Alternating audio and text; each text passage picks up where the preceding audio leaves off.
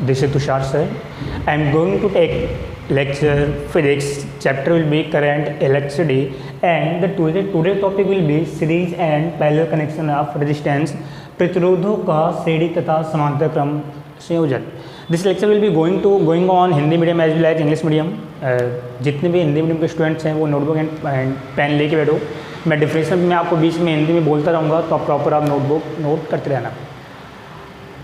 आज का जो टॉपिक है आपका series and parallel connection of resistance, यानी कि अगर आपके पास रेजिस्टेंस है आप उसको सीरीज कनेक्शन क्या होता है, पैरेलल कनेक्शन क्या होता है, वो आज हम डील करते हैं. सबसे पहले होता क्या है वो समझो.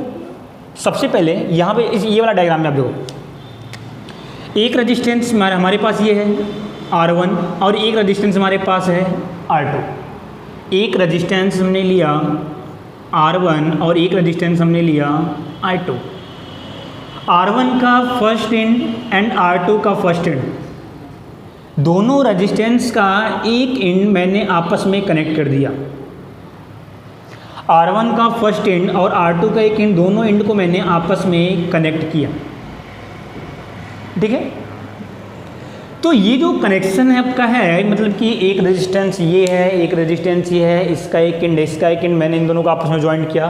फिर सपोज करो एक रेजिस्टेंस आपके पास एक और है, तो इस वाले का एंड और ये रेजिस्टेंस का ये वाला एंड, इसको मैंने ज्वाइंट किया. यानी कि आप वन बाय वन रेजिस्टेंस को ज्वाइंट करते चले जाओ, तो ये जो कनेक्शन आपका है, ये पूरे के पूरे कनेक्शन को हम बोलते हैं सीरीज कनेक्शन, श्रेणी क्रम. तो कहने का मतलब क्या हुआ कि यहाँ पे ये डायग्राम देखो, एक रेजिस्टेंस मैंने ये लिया, एक प्रतिरोध R1, एक रेजिस्टेंस मैंने लिया प्रतिरोध R2, इन दोनों को मैंने सीरीज में कनेक्ट किया. पहले का रेजिस्टेंस मैंने कितना लिया R1 है, दूसरे का रेजिस्टेंस कितना है R2 है, इन दोनों को मैंने यहाँ पर सीरीज में कनेक्ट किया. अब मैंने इनको एक बैटरी के साथ कनेक्ट किया. यहाँ पर मैंने एक बैटरी यूज किया, एक वोल्टेज कितना है यहाँ का V. ये एक बैटरी मैंने लिया, उसका वोल्टेज कितना है V. इस बैटरी से मैंने इन दोनों रेजिस्टेंस को कनेक्ट किया. ये तो ये जो दोनों रेजिस्टेंस आपस में कनेक्ट है, इनका कनेक्शन कैसा है, सीरीज कनेक्शन. क्यों? क्योंकि पहले वाले रेजिस्टेंस का ये पॉइंट और सेकेंड वाले रेजिस्टेंस का ये पॉइंट देखो आपस में कनेक्टेड है. और ये जो रेजिस्टेंस है इसका ये टर्मिनल पॉजिटिव के साथ, सेकेंड वाला टर्मिनल नेगेटिव के साथ. तो ये जो कनेक्शन आपको मिलता है, इस कनेक्शन को हम बोलते हैं कौन सा कनेक्शन, सीरीज कनेक्शन, श्रेणी क्रम. श्रेणी क्रम में, सीरीज कनेक्शन में होता क्या वो समझो. मैंने यहाँ पे वोल्टेज अप्लाई किया. ये तो वोल्टेज जैसे अप्लाई करोगे यहाँ से करंट फ्लो होगा. ये जो करंट आपकी यहाँ पे है, ये बताओ, ये करंट आपकी पूरी की पूरी सर्किट में करंट फ्लो होगी. और according to the law of conservation of charge, आवेश संरक्षण का नियम आपका क्या कहता है, फर्स्ट चैप्टर में आपने पढ़ा होगा. According to the law of conservation of charge, आवेश संरक्षण का नियम, आप आवेश को डिस्ट्रॉय नहीं कर सकते. आवेश हमेशा हमेशा कंजर्व होता है. कंजर्व होने का मतलब क्या हुआ, कंजर्व होने का मतलब ये है कि मान लो ये एक वायर है, यहाँ से 10 इलेक्ट्रॉन एंटर करते हैं, तो यहाँ से कितने इलेक्ट्रॉन निकलने चाहिए, 10 इलेक्ट्रॉन ही यहाँ से निकलेगा. चार्ज बीच में, चार्ज का लॉस नहीं होगा. ठीक है, बीच में लॉस किसका होता है, वो एनर्जी का लॉस होता है. चार्ज आपका उतना ही रहेगा. अगर यहाँ से 10 इलेक्ट्रॉन एंटर कर रहा है, तो यहाँ से कितने इलेक्ट्रॉन निकलेंगे, आपके 10 इलेक्ट्रॉन ही निकलेंगे. ठीक है, ये होता है आपका law of conservation of charge. तो according to the law of conservation of charge, जितनी करंट आपकी यहाँ से जा रही है उतनी करंट आपको यहाँ पे मिलेगी. मीन्स जितनी करंट बैटरी के पॉजिटिव टर्मिनल से निकल रही है, उतनी ही करंट आपकी बैटरी के नेगेटिव टर्मिनल पे आपके एंटर करेगी. करंट आपका सेम होगा, पूरे सर्किट में करंट आपका कैसा होगा, सेम. यानी कि जितना करंट आपका R1 में है उतना ही करंट आपका R2 में आपका फ्लो होगा. कितना करंट फ्लो होगा, I, यानी कि I करंट आपकी R1 में, और उतना ही करंट आपका कहाँ पर, R2 में. अब आपको एक बात पता है, अभी मैंने आपको एक बात कन्फर्म हो गई आपको कि दोनों रेजिस्टेंस में I की वैल्यू तो सेम है, यानी कि करंट तो सेम होगा, ये कन्फर्म है, I विल बी सेम. अब according to the Ohm's law V equal to I, यार ये फॉर्मूला आपने पढ़ा है. अब अगर आपको थोड़ा बहुत याद हो तो ये फॉर्मूला कैसे आता था. ये फॉर्मूला आपको मैंने बताया था कि कोई भी सर्किट है उसके लिए voltage will be directly proportional to the electric current. When we increase voltage the electric current will be also increase. अब यहाँ पर ये जो प्रोपोर्शनल का साइन है, अगर आप इसको यहाँ से हटाते हो, इसको आप रिमूव करते हो, तो यहाँ पर इक्वल टू का साइन आता था, और यहाँ पर एक कांस्टेंट आता था. उस कांस्टेंट को आप बोलते थे रेजिस्टेंस.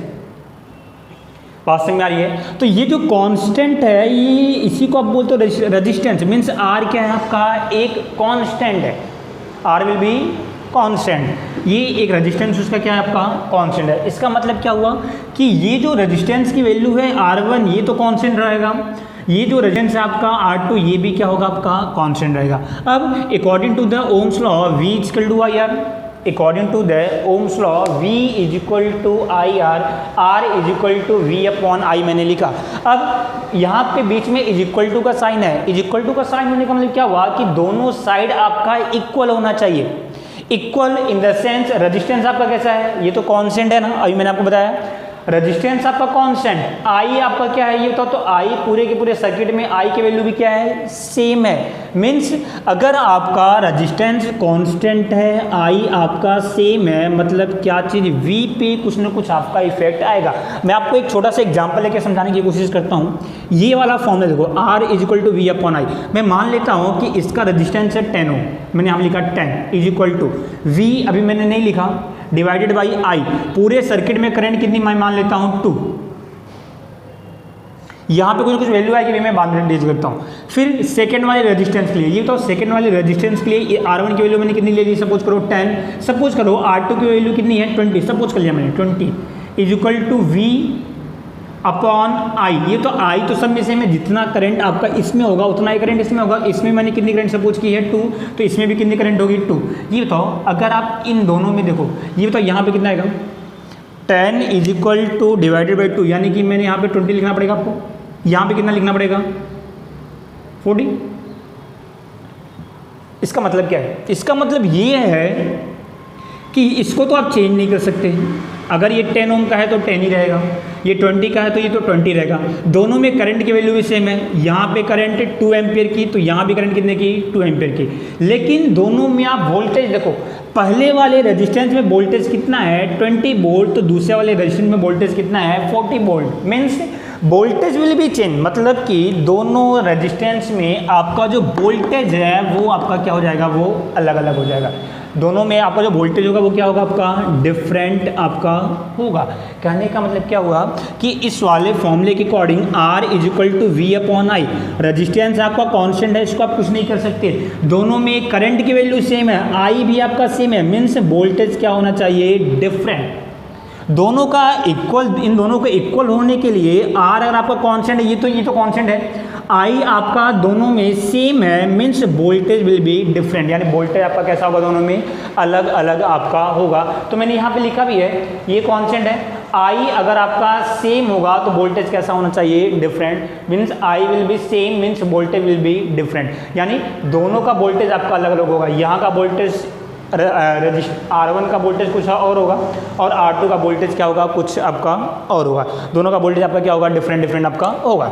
वोल्टेज आपने टोटल कितना सप्लाई किया V, आपने ये जो वोल्टेज सप्लाई किया V, ये आपका वोल्टेज दो जगह पे ड्रॉप हो रहा है, एक वोल्टेज यहाँ पे ड्रॉप हो रहा है, एक वोल्टेज यहाँ पे ड्रॉप हो रहा है, दोनों का वोल्टेज आपका अलग अलग होगा। ठीक है, मान लो कि आपने यहाँ से 40 वोल्ट सप्लाई किया, 40 वोल्ट 40 वोल्ट, तो आपने देखा कि यहाँ पे वोल्टेज कितना ड्रॉप हुआ 10 वोल्ट, तो यहाँ पे ड्रॉप कितना होगा 30 वोल्ट। बात समझ आ रही है, 40 आपने सप्लाई किया तो 10 वोल्ट आपका ड्रॉप हो गया इस वाले रेजिस्टेंस में और 30 ड्रॉप हो गया आपका इस वाले रेजिस्टेंस में। मान लो आपने 50 वोल्ट यहाँ से सप्लाई दिया, 50 वोल्ट, ये बताओ 50 वोल्ट सप्लाई दोगे तो यहाँ पे मान लो कि 20 वोल्ट का ड्रॉप हुआ तो यहाँ पे कितना ड्रॉप हो जाएगा 30 वोल्ट। वोल्टेज आपका अलग अलग है बट करंट की वैल्यू क्या है सेम।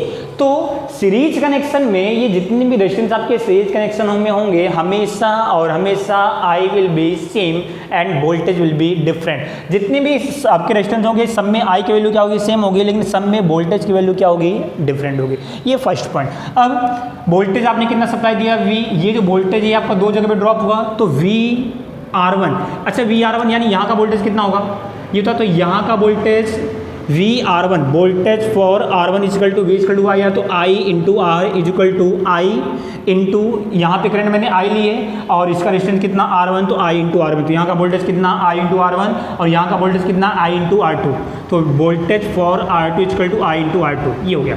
वोल्टेज टोटल कितना सप्लाई दिया आपने V, ये वोल्टेज आपका दो V is equal to voltage for R1 plus voltage for R2, तो मैंने यहाँ पे लिखा है V net is equal to voltage for R1 plus voltage for R2।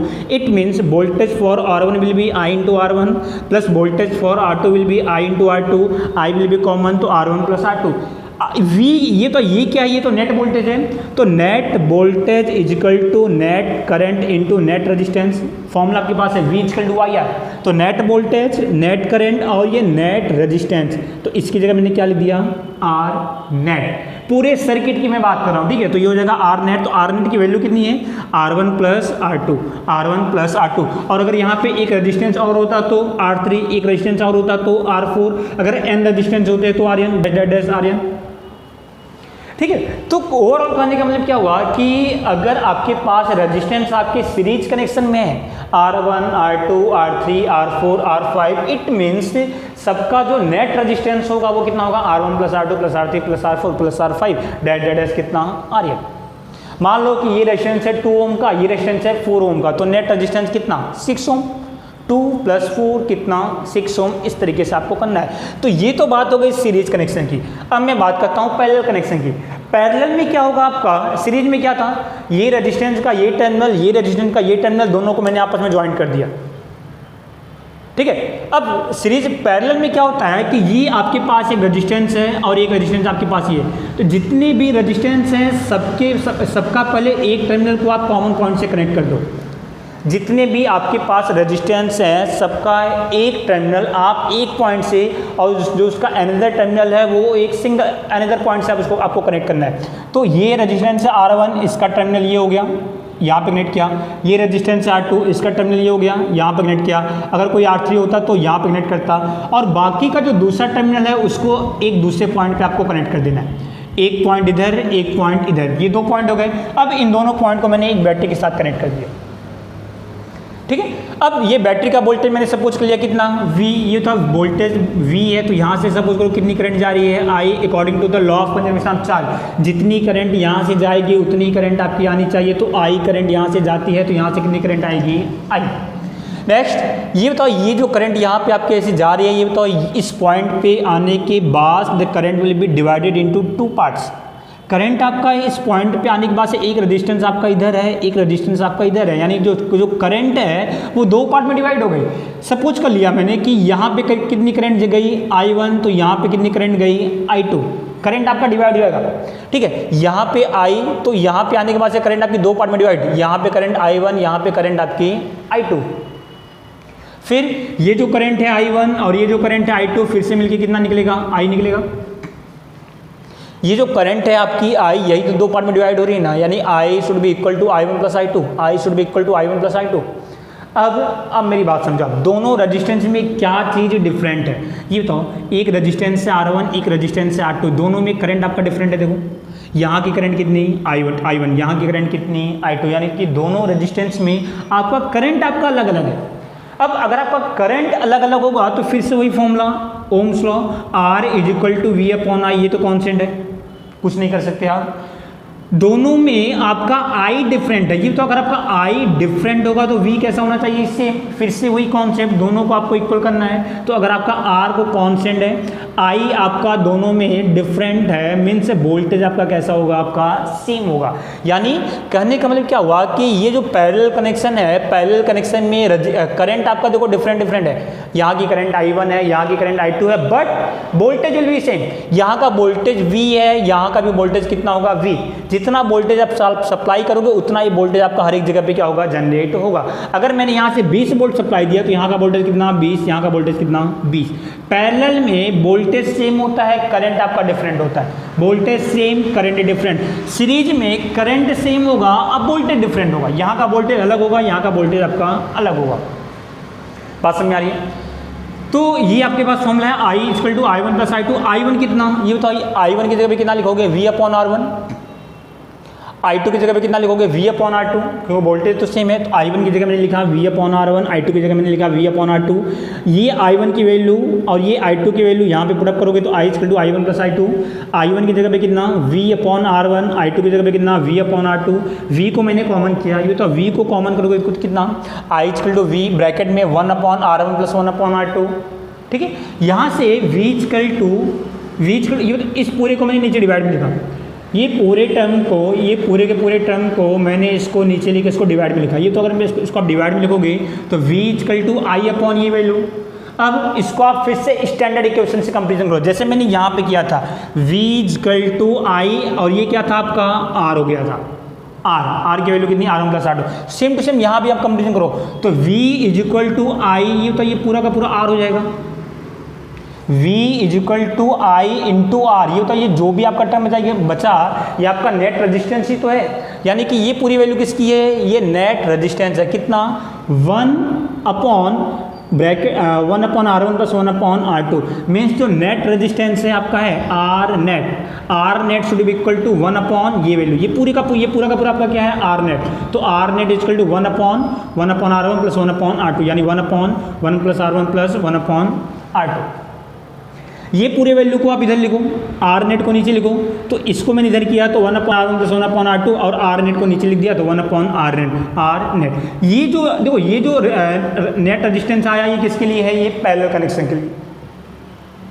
अगर आपके पास दो रेजिस्टेंस है तो 1/r net is equal to 1/r1 + 1/r2, 3 resistance है तो 1/r3, 4 है तो 1/r1 + 1/r2 + 1/r3 + 1/r4, n resistance है तो 1/r net is equal to 1/r1 1/r2 1/r3 dash कहाँ तक, n रेजिस्टेंस तक।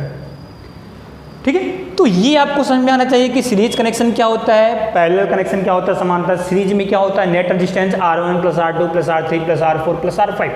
पैरेलल कनेक्शन में नेट रेजिस्टेंस कैसे निकालोगे, 1/r is equal to 1/r1 1/r2 1/r3 1/r4, इस तरीके से आपको पैरेलल में करना है और ये तरीके से आपको सीरीज में करना है। सीरीज में क्या होगा, current will be same end voltage will be different, and parallel में क्या होगा, voltage will be same and current will be different. बताओ यहाँ से मैंने 10 वोल्ट का मैंने बैटरी लगाया, यहाँ से 2 एम्पियर की करंट आपकी फ्लो हुई, सपोज करो यहाँ से कितनी करंट फ्लो हुई 2 एम्पियर की, तो यहाँ पे करंट कितनी 2 एम्पियर, यहाँ भी करंट कितनी 2 एम्पियर, लेकिन यहाँ का वोल्टेज आपका अलग होगा, यहाँ का वोल्टेज क्या होगा, अलग होगा। यहाँ भी देखो मैंने यहाँ पे 10 वोल्ट की बैटरी लगाई और यहाँ से 2 एम्पियर की करंट फ्लो हुई, ये बताओ 2 एम्पियर की करंट फ्लो हुई तो यहाँ पे करंट आपका अलग होगा, डिफरेंट होगा, और यहाँ की करंट आपकी डिफरेंट होगी। बट आपने वोल्टेज 10 वोल्ट लगाया है तो यहाँ का वोल्टेज 10 और यहाँ का वोल्टेज भी कितना 10। समझ आ रहा है, तो ये आपका कंप्लीट होता है series and parallel connection of resistance. Next अगर आपका सेल का यहाँ पे 2 चीज़ है, सेल अगर आपके सीरीज में कनेक्ट होते हैं तो उनका नेट ईएमएफ कितना होगा, और अगर आपका सेल पैरेलल में कनेक्ट होता है तो उसका नेट ईएमएफ कितना होगा। सीरीज कनेक्शन और पैरेलल कनेक्शन ये मैंने आपको पता चल गया आपको, ठीक है। R1 R2 आपको मैंने दोनों को ऐसे ज्वाइन कर दिया, मतलब ये सीरीज में, इस तरीके से ज्वाइन है मतलब ये पैरेलल में, सिंपल वो आपको पता चल गया, ठीक है। अब अगर आपके पास सेल है, एक सेल है जिसका ईएमएफ है E1 और एक सेल है जिसका ईएमएफ है E2, और अगर आपने इन दोनों को सीरीज में कनेक्ट किया तो नेट ईएमएफ कितना होगा। और अगर आपके पास एक सेल है E1 और एक सेल है E2 और जिसको आपने दोनों को पैरेलल में कनेक्ट किया समांतर में, तो नेट ईएमएफ कितना होगा वो आपको फाइंड करना है। देखो यहाँ पे मैंने यहाँ पे सेल की 2 कंडीशन ली है, ये पहली कंडीशन, ये दूसरी कंडीशन, आप दोनों को 1 बाय 1 डिस्कस करते हैं। फर्स्ट कंडीशन में देखो ये एक सेल है, mine negative terminal positive terminal, cell का ईएमएफ कितना E1, ठीक है।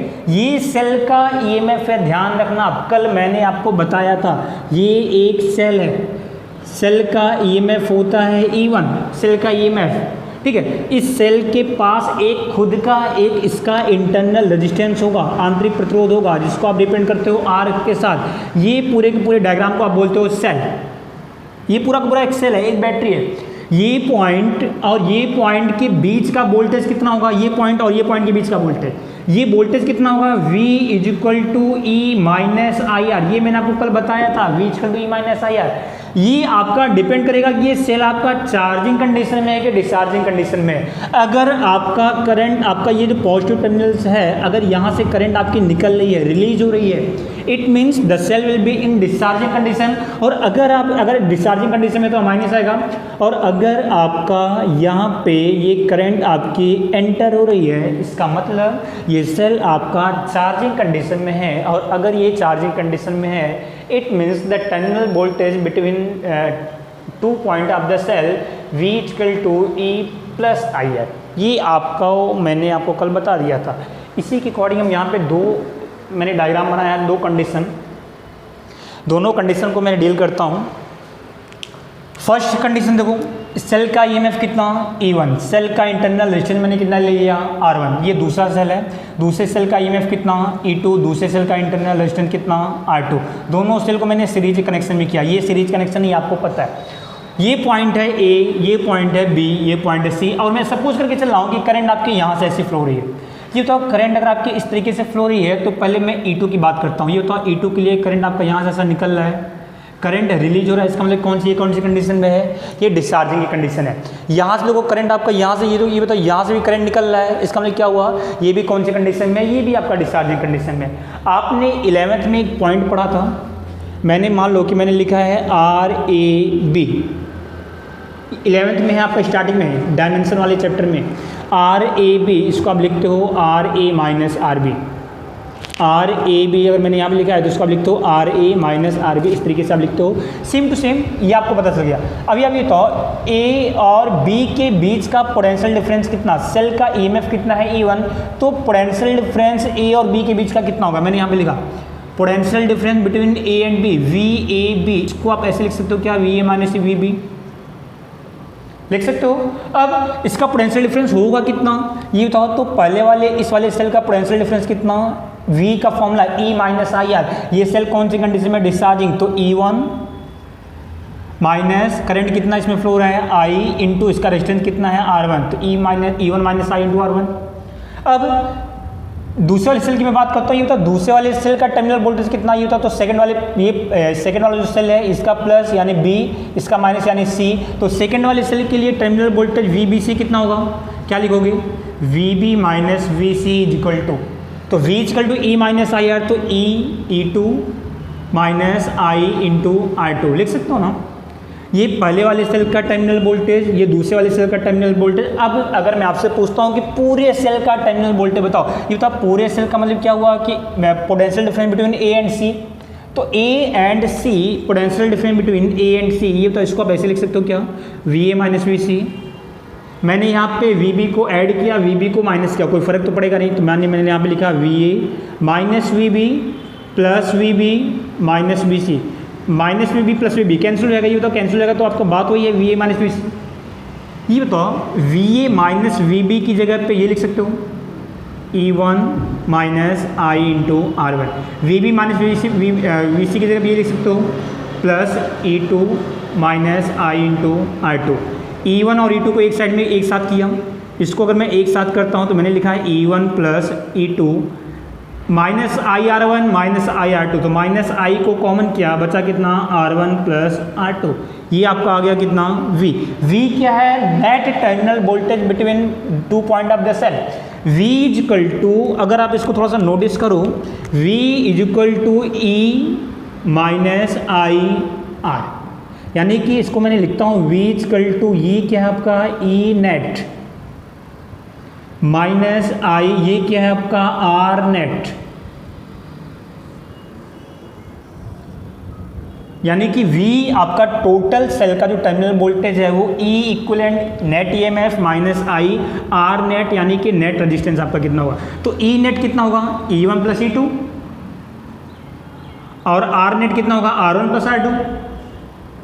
अगर 3 सेल है तो E1 plus E2 plus E3, R1 plus R2 plus R3, इस तरीके से आपका यही आपका होता है। तो अगर ये सेल की कंडीशन कुछ इस तरीके से है तो आपका टर्मिनल वोल्टेज आपका कितना आएगा, V equal to E minus IR, where E equal to E1 plus E2 plus E3 and R equal to R1 plus R2 plus R3। ये वाली कंडीशन देखो, ये तो ये वाली कंडीशन में अगर मैं डील करता हूँ, ये वाली कंडीशन देखो, A और B के बीच का टर्मिनल वोल्टेज कितना, तो terminal voltage between A and B मैंने यहाँ पे लिखा VA minus VB is equal to, ये बताओ करंट आपके एंटर कर रही है तो करंट आपकी यहाँ से रिलीज होगी, मतलब ये कौन सी कंडीशन में, डिस्चार्जिंग कंडीशन, ये डिस्चार्जिंग कंडीशन में है, तो V equal to E minus IR, तो E1 minus I into R1, इसका रेजिस्टेंस मैंने ले लिया R1, इसका रेजिस्टेंस मैंने ले लिया R2, तो V equal to E1 minus I into R1।